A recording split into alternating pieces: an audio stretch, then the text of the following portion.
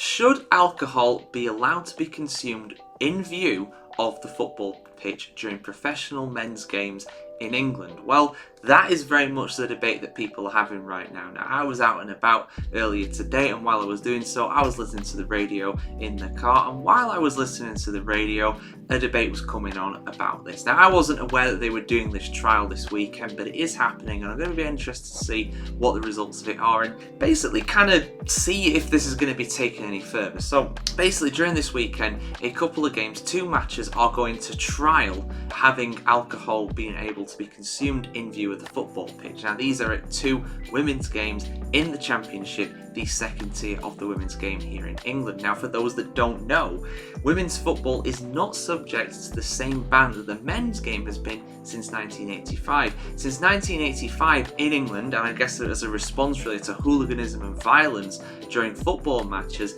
the FA basically put a bunch of regulations up, and one of them being that you cannot consume alcohol within view of the football pitch, nor be served it either. So that's why when you go to football grounds, you can be served alcohol in the concourse areas and the indoor areas, but you cannot consume it within view of the football pitch. That is the rule. You can consume it outside of the ground and in the ground as long as you're not actually in the stands. Now, you will see different countries where this is allowed. Germany, for example, is a big difference with that. That's why a lot of English football fans do actually go to Germany, not just because of that, because of the atmosphere and the cheaper ticket prices, and just because it's cool to experience these incredible stadiums that they had over there. But one of the things you'll notice is that people can actually have a drink in the stands, and you don't really hear about football violence in Germany being particularly bad, at least not in the experience that I've seen anyway. If anything, you'd say it's better over there. Now, obviously there are some caveats to that. I think it's a cultural thing as well. What it works in Germany, for example, will not necessarily work in England either, but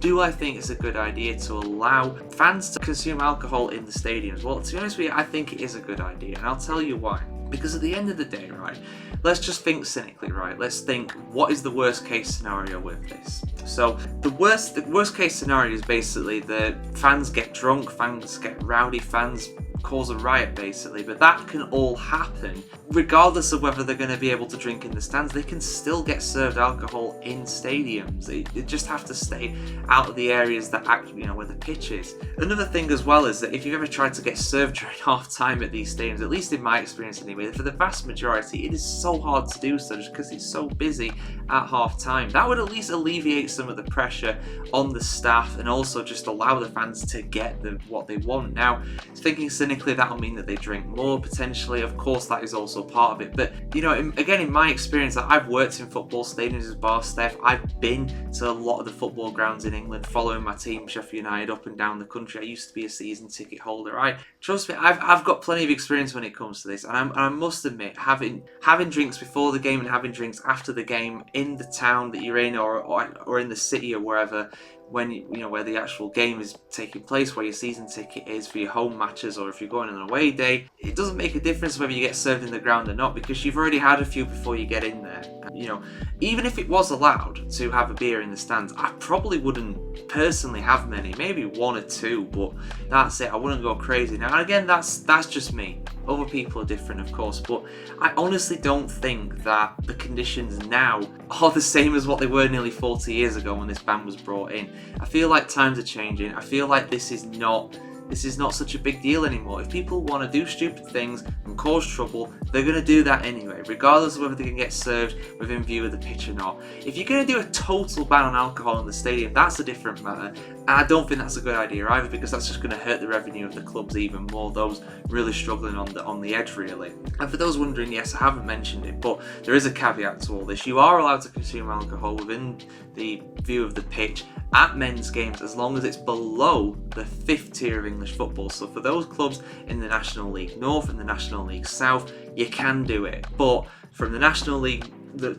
entire National League upwards, tier 5 upwards, you can't do it. That's the rule. So I'm interested to see what the findings of this kind of trial is going to be. I don't think it's particularly representative. With the greatest respect to the Women's Championship, I feel like it's fine doing a trial like this, but they're going to have to do something else. They're going to have to do a trial in like a National League game or a League Two game or something like that for it to be representative of the men's game, because the demographics that go to women's football is far different to men's football. And on top of that as well, these Women's Championship games, the attendances of them are going to be tiny compared to what it would be even at the third or the fourth tier of the men's game. Now, obviously the women's game is growing massively, but you go below the Women's Super League and it's still not particularly big. I mean, don't get me wrong, it's not small or anything, and I feel like this is a good starting point, but they would have to scale this up quite a bit to make it representative of Championship and Premier League football on the men's game. But anyway, those are my thoughts. I think it's a good idea. I feel like we should change the rules. Things like safe standing, those rules have been